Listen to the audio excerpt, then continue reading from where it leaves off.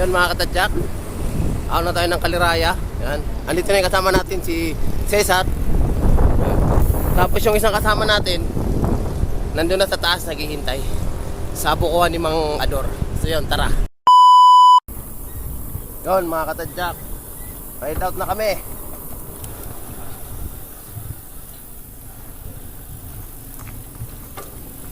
Bali ang daan namin sa Kabinti Cave Trail. Ang labas nun ay sa Barangay Pauwin. Yan. May kasama natin si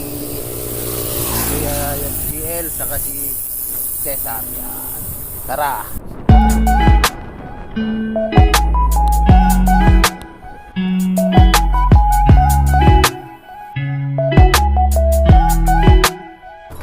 Yun mga katadyak, liliko na tayo dito puntang Kabinti Cave Trail. Tara.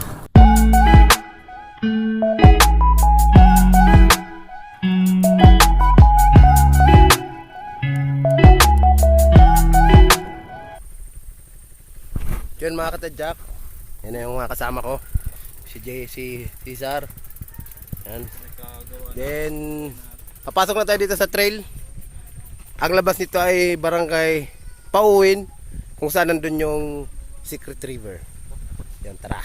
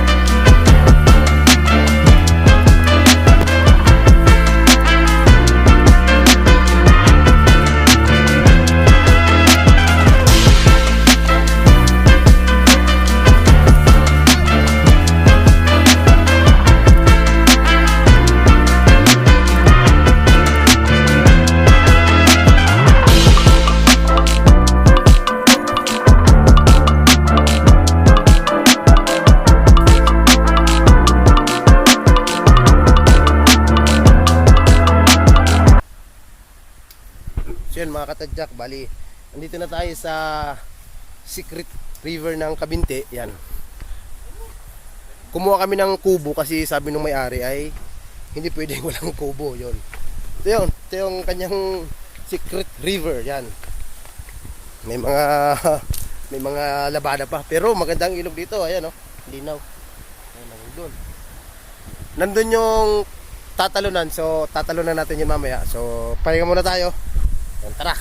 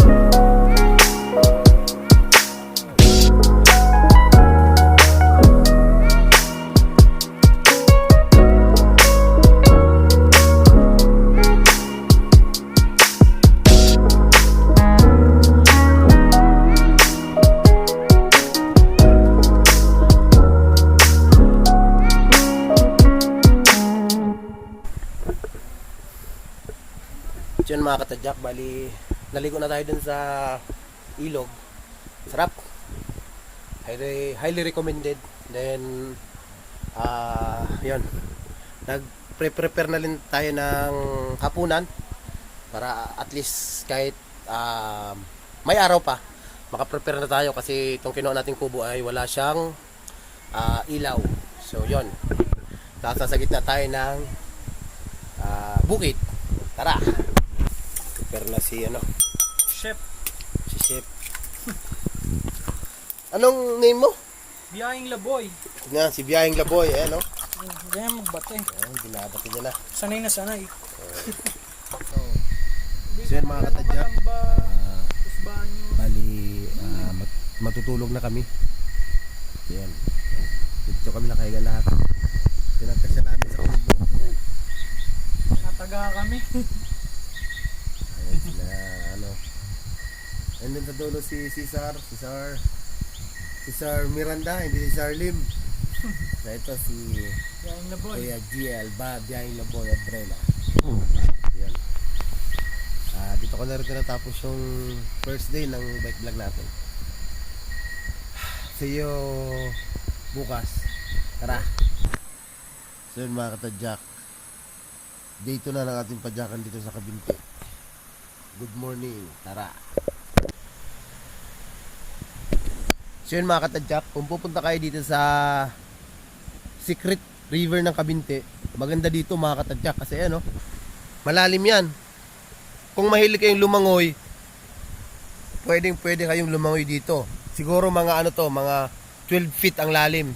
Tapos pwede kang tumalon doon. May parang diving board doon. Maganda dito kasi yan, palayan, yan. Saka malinaw yung tubig niya. Malinaw yan, Tapos doon, kung ayaw mo naman lumangoy, merong doon, lagaslas ng ilog. Ayun, pwede ka doon. Puntahan natin. Kung gusto mo lang kung hindi ka marunong lumangoy, gusto mo lang ma-enjoy yung tubig. Yan, ito. Pwede ka dito sa may lagaslas ng ilog. Ayan,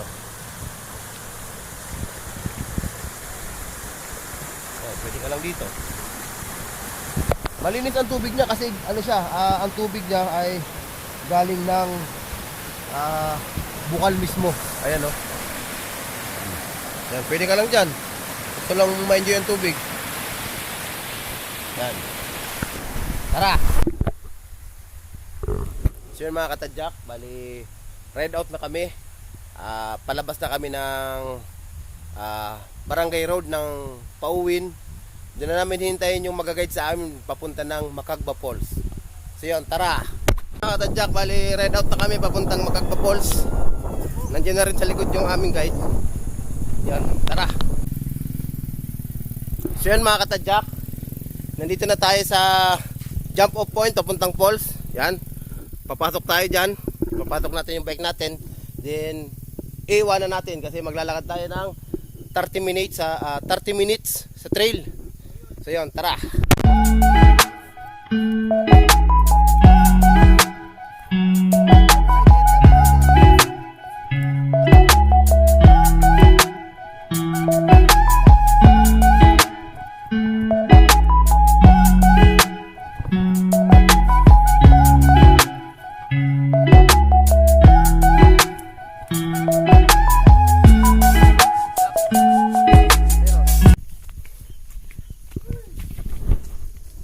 Yun mga katadyak, bali naglalakad na tayo puntang falls sa Laam. Kasama natin si Sir. Yan. Sir, ano pangalan niyo, Sir? Orly. Si Sir Orly ng Barangay Kansusu.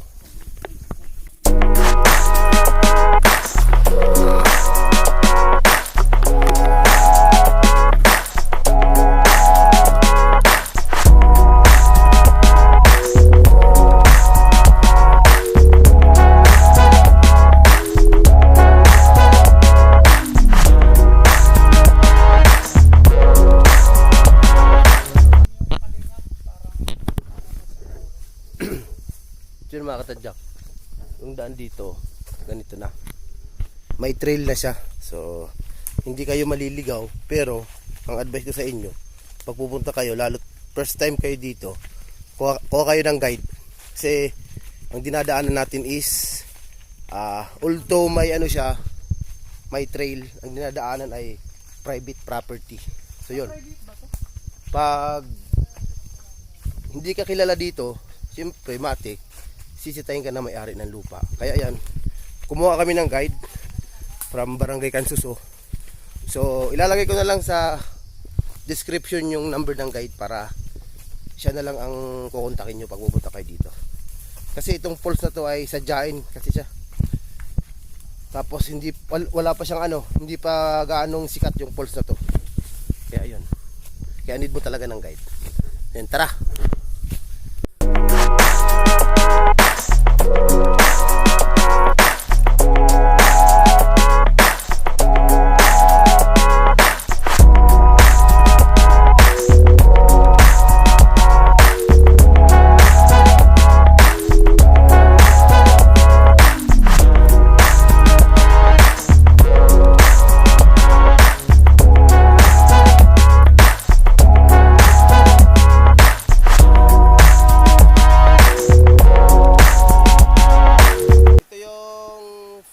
River crossing natin.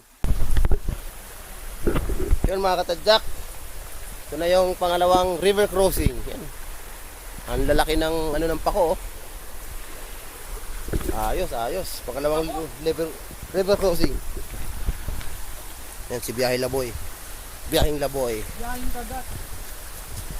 Si Antman.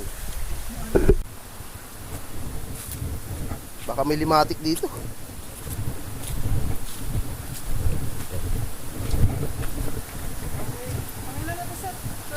Third.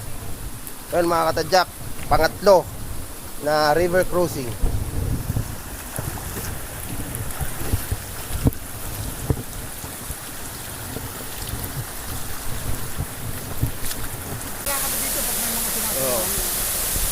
Yun mga katadyak, bali andito na kami sa ano, Macagba Falls. Ayan o. So after 30 minutes na lakad, andito na kami. Ayun, i-explore lang natin to. Huling pahinga lang, then i-explore namin. Then, akit na ulit. Tara!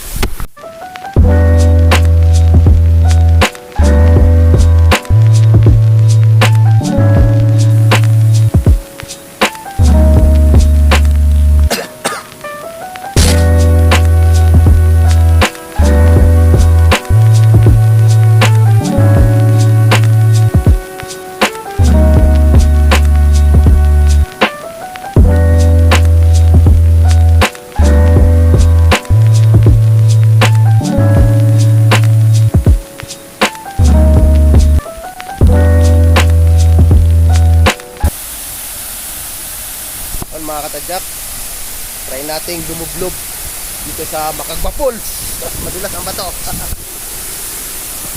Kasi kasi sa yun, dumublob tayo dito sa Macagba. Natin, parang ang lamig ng tubig. Magandaan dito, wala siyang bayan dyan sa taas, then bukal na rin siya, kaya medyo malinaw ang tubig. Kaya kahit maulan sa bundok, hindi nalabo ang tubig. Oo.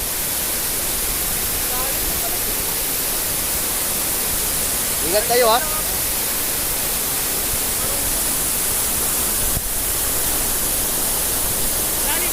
Hindi. Dito lang tayo.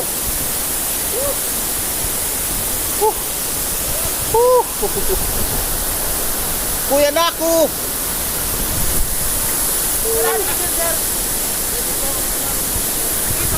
Hindi, mababaw pa. Hey Chris! Miss you! Wah! Mua!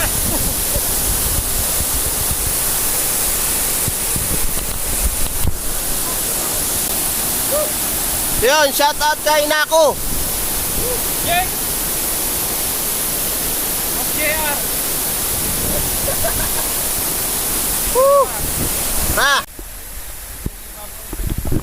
Yan mga katadyak, bali pabalik na kami dun sa pinag-iwanan namin ng bike dun sa Jumbo Point. Yun, maganda dito sa Macagba Falls. So pag pupunta kayo dito, maghanap kayo ng guide para hindi kayo maligaw. Yon, tara!